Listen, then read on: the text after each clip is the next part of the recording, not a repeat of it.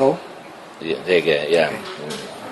Remove natin yung yung mga access. Tapos, got yung removable hands.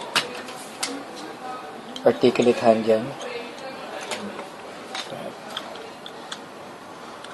Here.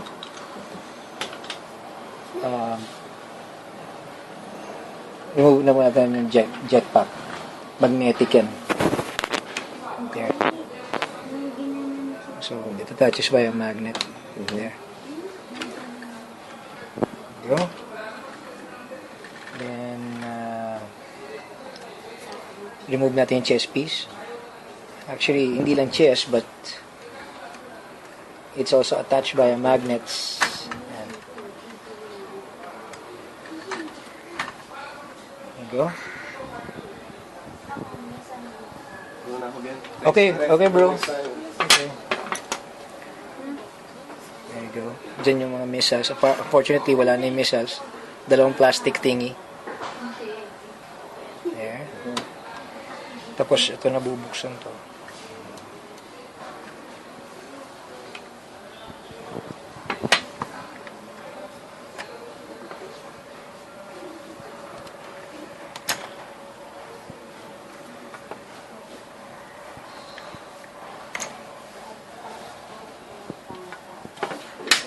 Pati yung arms nabubuksan to. Actually may hinge naman yan, tapos tumidikit there, so you can display it in full open mode.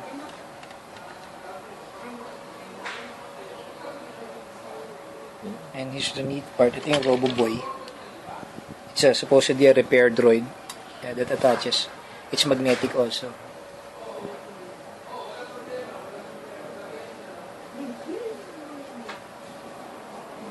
The neat part is ito.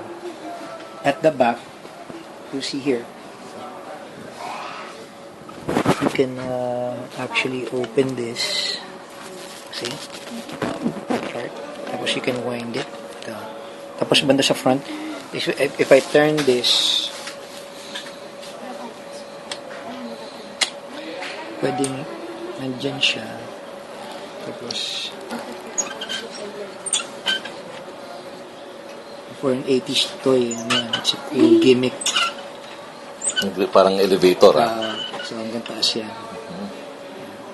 So makikita mo, medyo articulate din to. This alone on eBay, kung makakita ka nito, is about $300-400. Ito lang. That small thing. So, yan, mababa ko.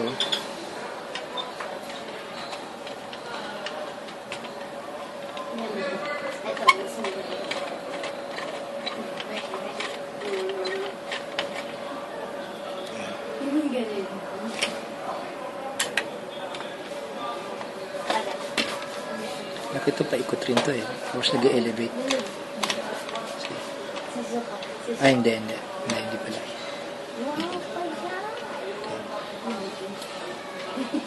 Basically, that's it.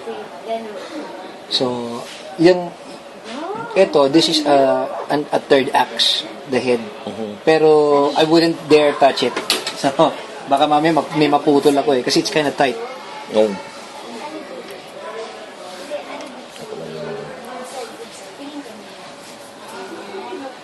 Una muna lang yung back part.